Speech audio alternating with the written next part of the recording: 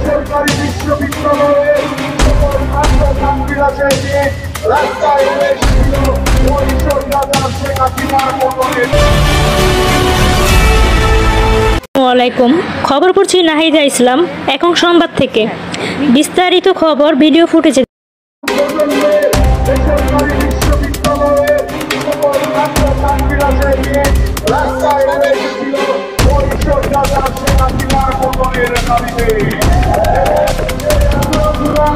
আমাদের সেই শহীদদের প্রতি আমার গভীর শ্রদ্ধার জড়িত এবং আমরা যারা তাদের রোগের মাঝে আত্মহত্যা করছি।